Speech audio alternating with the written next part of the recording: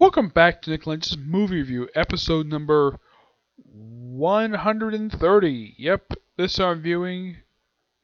This I'm viewing the second to last of the MCU Phase 2. Technically, this is the the 11th film release. This is Avengers: Age of Ultron, released in 2015. Yeah, this pretty much brings back almost everybody who was featured in the previous Avengers movie.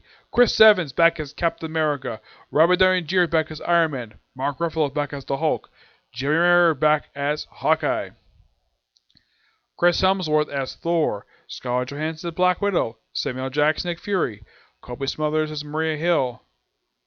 Surprisingly, Pepper Potts is not in this film. She's basically off someplace. And they also have some few introductions here. Now, there was a couple of characters I forgot to mention when I talked about my Winter Soldier review. There was a few people who may show up first appearance there. A couple people, one of course is Dr. List, who does appear in this movie briefly. Yeah, he appears at the beginning of the film and he's never seen anything else. I'll talk about him. Yeah, he's usually the assistant to Baron Wolfgang von Strucker. Yep, who makes his first ever technically second live action appearance, because this guy did feature in the Nick Fury Agent of S.H.I.E.L.D. TV movie, played by a different actor. The latest actor is basically German, like the character in the comics. He has a little monocle he's known for having in the comics, and he doesn't have the special arm thing he does, but you can tell it's him. He has the monocle, and he speaks with a German accent. Yeah, it's Baron Wolfgang von Strucker. Though it gets pretty much disappointing once it shows up in this movie. And that movie is also the introduction to the first live action appearance of the Scarlet Witch and the second live action appearance of Quicksilver, played by the actor who's known for playing Kicks. Elizabeth plays Scarlet Witch. Yeah. No one can deny this woman is smoking hot. Yep.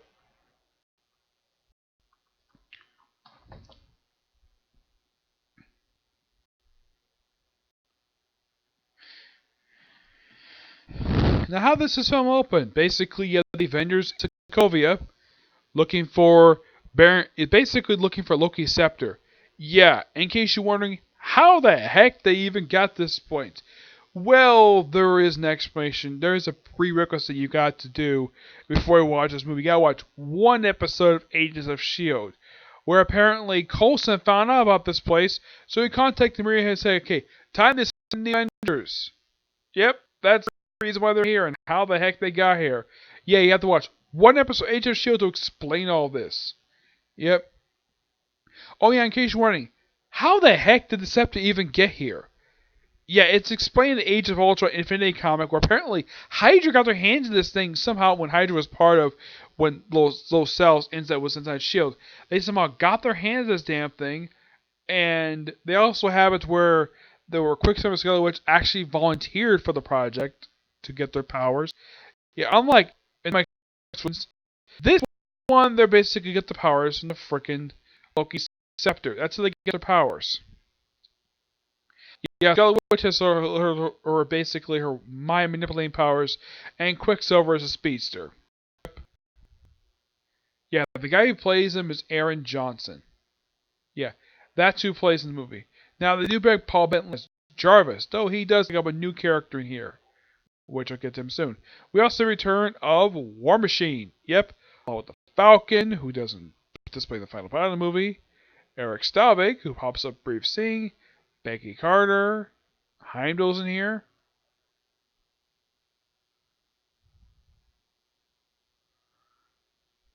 Let's see.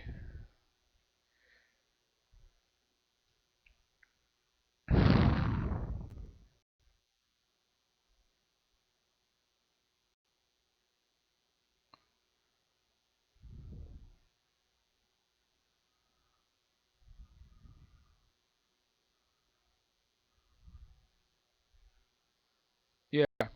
Now, basically, you have the Avengers plowing their way through Hydra forces.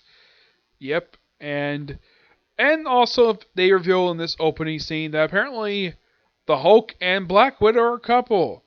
When the heck this happened, I have no idea. And in case you're wondering, are these two a couple in the comics? The answer is no. This is completely made up for the movie. So they try and calm that they break in. So they have Cap basically take on Baron Wolfgang von Strucker, and man, this fight is disappointment. Like, oh my gosh, we built this big awesome battle. These two are arch enemies in the comics.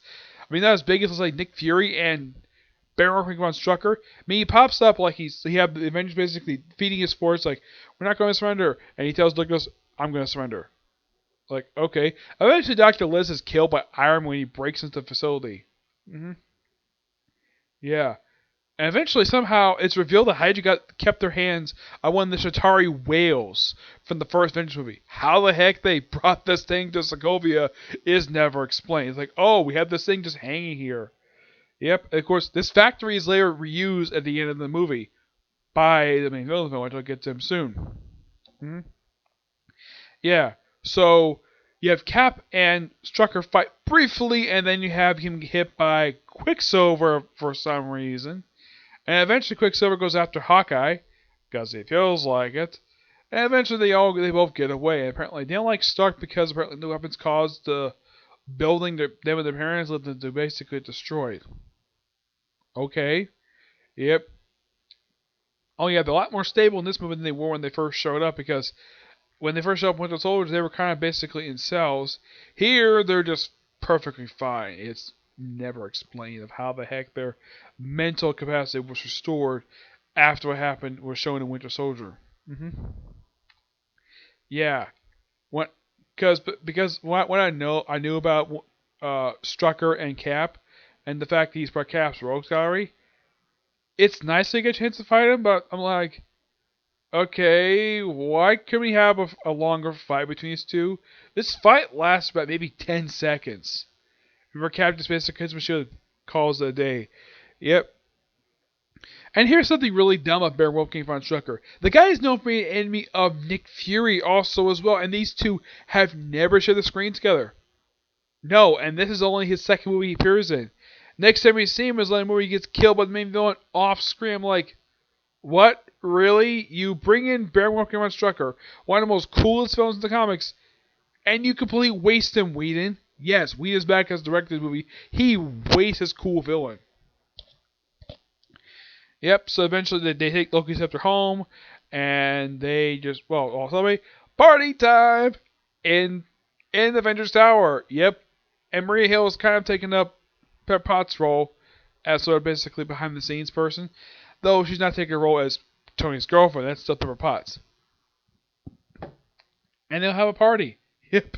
We also have Stan Lee make a cameo movie. Normally he's on screen for about 10 seconds, but here he's seen like a couple times like getting drunk. Apparently this is another one of his favorite cameos. Oh, his hat he wears? Yeah, where he says he's a World War II veteran. Oh yeah, he definitely is. He actually didn't do physically fighting World War II, but he was in the army during World War II. Yep. So yeah. They all have fun, and of course after everybody leaves, the characters all just gather around the table who can pick up Thor's hammer.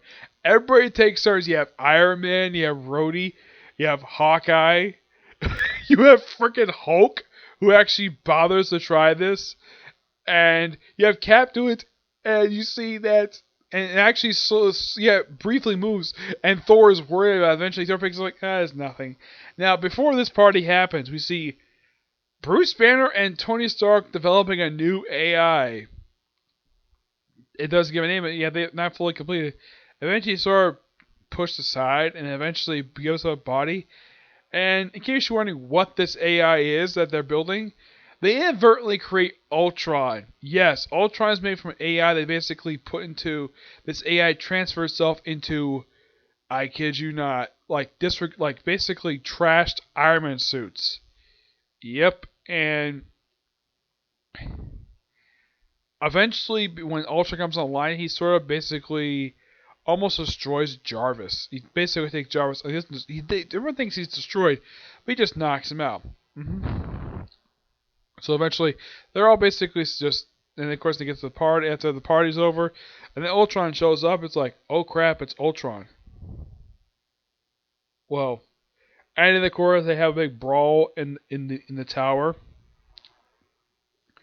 Eventually, one of the parts gets away, so they eventually track down the metal to Ulysses Claw. Yep, another one of several characters who make his first ever live action appearance. Who plays him? Andy Serkis. Yes, Andy Serkis. And you have Ultron in his brand shiny new body who teams up with Quicksilver and Scarlet Witch, though they actually do turn against them later on in the movie. Yep. And yep, and then eventually they go to visit Ulysses Claw. Apparently he's on a ship and he says some words to him. Apparently it's like, hey, the only people who says those words to me is Tony Stark. And well, yeah. Eventually he chops up his hand, which sets up his basically his chance to become the Master of Sound. Though they actually do change what his weapon looks like. When he shows up in Black Panther. Yeah, eventually the Avengers show up, and they start a fight with Ultron. Now they actually have almost all the Avengers fight freaking Ultron. They have Thor. First person to fight him is freaking Iron Man, which I thought that was cool. I don't think Thor gets a chance to fight him. Not that I think of no. Cap gets a chance to fight him in our country, mind you. Yes. Eventually, they have it where apparently Hulk goes berserk and attacks the city. I think this is not Wakanda. It's some South African city. It causes him damage, and eventually he has to. So Tony's like, okay, I'm summoning the Hulkbuster armor. Yep, summon Veronica. So it's like go sleep. Eventually he does take him down, but they have to flee, and apparently the Avengers' reputation is sort of in shambles because of what happened here. So Ultron goes to I think he goes to South Korea. That's where eventually they do find him, and they try to make him a new like organic body to basically put himself in, and this body becomes somebody awesome. Eventually, Scarlet Witch, who's basically using her abilities to, and they also kind of break Loki's scepter, where they actually put the stone in it inside this being's head. Yeah. And then Scarlet Witch finds out what his plan is, which basically Red King is like, really? That's your plan? And him and leave. And eventually they cut out the transport thing. We even have Captain America in this scene, like, jump out of a frickin' like the Quinjet and eventually get a chance to fight Ultron, which is a pretty awesome scene. And it's great that you get a chance to fight him. Also in that party scene, we see Rhodey and Falcon. Falcon mentions looking for a basically missing person case. Yeah, reference to Winter Soldier. Yeah, after this, Falcon doesn't show up again to the movie. Rhodey himself does show up again at the final battle, of course. Yep. And during their battle with Ultron in South Korea, he kidnaps the Black Widow for some reason. As for why he kidnapped Black Widow, it's never explained exactly why he took her for. He just did. So eventually, Quicksilver and Scarlet Witch do team up with Cap, and they kind of join the Avengers. They get their own new suits. He gets himself like a shirt. He gives her like a basically her traditional outfit she's wearing. He puts on a pair of sneakers because it's freaking Quicksilver, so he runs fast. I wanted the Skechers. So they make a plan of attack. Goes to Sokovia, basically destroy Ultron, and apparently his plan is simply this: to kill the whole city, to basically create anti-gravity device to lift this thing out of the freaking ground. So, and also apparently one of the plans to cause evacuation of this place. So we gotta figure a way to evacuate people. So here comes Nick Fury. Oh yeah, and also when they flee the country, they go to Hawkeye's house to meet his beautiful wife and his 2 kids. And his wife's actually pregnant with her 3rd child. Yeah. And Thor stays here briefly. And he goes off to find Eric Stalvey. Why he's here? No idea. It's particularly very weird. Yep, and they go to the hot tub scene. A scene that for a lot of people is the worst scene in the entire movie. Yes, here's kind of the thing with this particular scene. Apparently there's an extended version of the scene, and it's a lot worse than this. And do you know what the whole point of the scene is? Setting up Thor Ragnarok. That is the whole point of this scene. Yeah. And apparently, according to rumor, if Whedon would have cut the scene out, then apparently higher ups would have cut out the Hawkeye farm scenes and Black Widow's brief backstory, where she would reveal she was a ballerina. Yeah, they would have cut that if he cut out this scene. I'm like, really, studio execs? What the heck is your problem? This scene is freaking awful. Why the heck is it here? Yes, it is by far the most useless scene the entire film. This is basically Thor in a hot tub. That is simply the whole point of the scene.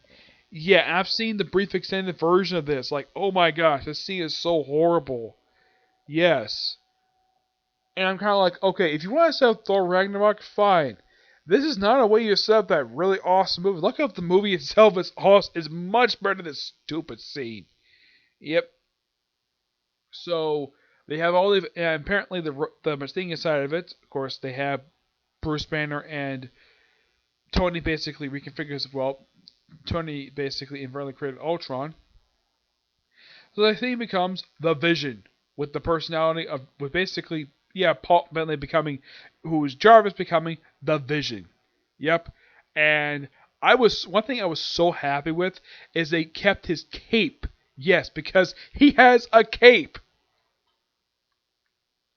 There he is in the back of the film. That's the freaking Vision. I at least got to appreciate that they actually went with sort of similar to his classic design he never had back in the set back in. Basically, the thing about this character, he showed up like not long after Ultron showed up. Yeah, in his first appearance in issue 57, he was meant to kill the Avengers. Look at this movie, he didn't do that. Nope. And also, apparently Thor trusted him because apparently he left his hammer, no problem at all. Like, okay. So they all basically all team up and they all go to Sokovia to stop Ultron. Oh yeah.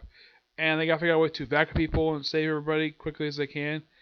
But luckily enough, that's Nick Fury's surprise helicarrier comes in. And yes, this is the same one from the previous Avengers film. Apparently it was put in mothballs after the events of that film for some reason. Yeah, it's never explained why. The Soviet shield was still kind of active up until the event of Winter Soldier. And then we have everybody's, and they also apparently also took time to basically build himself 100 robots. Yeah, the whole point of this is simply put, okay, we had the Avengers take an army in the last Avengers movie, so why not okay, we took an army of aliens, why not an army of robots? Okay, fine, whatever. And they fight him in the same church where Ultron first met Quicksilver and Scarlet Witch, so we have this device, they had to protect it. Eventually, you get everybody off thanks to Nick Fury's, like, apparently using the lifeboats to basically evacuate everybody in this whole city to the helicarrier, and they save everybody except for like some people. Though it's revealed in Civil War, like there was some deaths in this particular thing. Eventually, of course, the rocket itself eventually is destroyed. Ultron himself eventually killed. The main body is killed by Scarlet Witch. Why did she do this? Well, he got on board the Quinjet and uses machine guns to kill Quicksilver, who sacrificed himself to save Hawkeye. Yep. So Scarlet Witch kills him, and they have this brief, awesome scene between the Vision and Ultron. Now, before they toss Ultron, before the Ultron die, and you have the Hulk just go up there, and he's like, oh, for the love of God, he just gets thrown right out, and then the Hulk just flies up to the sky. Yeah, this is actually something that now anybody sees like, wait, why is he flying up to the sky? Where the heck is he going? Well, there is a kind of a reason for that. You see, that's also another thing setting up Thor Ragnarok. Yeah, that was actually editorial. That was actually an edit because it looked kind of weird him flying up to the sky like that for like no reason. Where the heck he's going? Yeah, because where he's going to Sakaar. That's where he's going. The planet Sakaar. Yeah, this was a much better thing to set up Thor Ragnarok than the hot tub scene. Eventually, it's revealed that the whole thing with Ultron was they were manipulated to fighting him and of course the creation. So they go to a new training facility, and we have a new lineup for the Avengers, which lasts until the next movie. And the lineup is this because Hawkeye has gone home, Thor's basically got back to Asgard, Tony's going to do whatever he wants to do, and Cap and Scarlet Witch had to say with new members, which then puts, well, the Vision, Scarlet Witch, Falcon, and War Machine. I heard that originally they were going to include Captain Marvel in the scene, but she was cut out. Yeah, Captain Marvel was going to make her debut with this very film. A movie that came out 4 years before her actual live action debut. hmm And like all Avenger films, like all previous films, is a post credits. So, yep, we have Thanos just open up thing like it's like fine, I'll do it myself, and takes up the freaking Infinity Gauntlet, setting up Infinity War. Though you won't see a follow of this for this particular scene for about 3 years. Yeah, that's next time that the Thanos shows up in Infinity War. Though he's referencing Guardians of the Galaxy Volume 2. This film itself does have a slight problem. Yeah, aside from the stupid behind the scenes that this film had, apparently it goes a little bit less than the last film. Yes, believe it or not. Yeah, actually it was like 100 million less. I think it was. Yeah, the film did gross $1 billion. Definitely it was 1.4 billion. Yeah, I heard there was actually a reasoning for why the movie itself actually didn't do too well when it happened. Yeah, apparently there was like apparently the very day that this movie was released, they actually had a boxing match that aired on pay-per-view the very same night, and that inadvertently cost this movie some money. Yes, because they dared to release this film the same day as a boxing pay-per-view match. That's the reason this movie did gross a little bit less than the last one. But it's still a good film nonetheless. It might be better than the last one, but it's really good. Oh, in case you're wondering who voices Ultron in here, it's James Spader. I think he does a very good job. I know my friend Edgar is not really a big fan of this version of Ultron because because he talks a lot and he doesn't have like the sour voice people tend to think of. But I think he does a good job for what he's given. I have nothing against James Spader at all. Though I did hear a rumor about Ultron that he might be coming back in one of the Disney Plus shows. Yeah, it's a rumor he might come back and he might replace it with different voice actor. Yeah, that's the rumors from right now. I hear a rumor about a different character who's going to show up in different series. Yep. So yeah, not much else to say about this movie, but it's actually a pretty good movie to watch. I'm giving this movie a 9 out of 10. Okay. So yeah, I don't think I missed anything this film. Mm, Not really, no. I do appreciate how Joss Whedon kept a lot of humor he's known for doing, and we had this like group shot, basically all the Avengers all line up together. Yeah, that's a standard Joss Whedon group shot that he loves doing. Yeah, the little almost like roll call. Yeah, that's the style of how he shoots when he does sequel stuff. When characters come back, that's how he did it. Yeah, if you watch the beginning of Angel season 7, that's how he does that particular opening scene. Yep.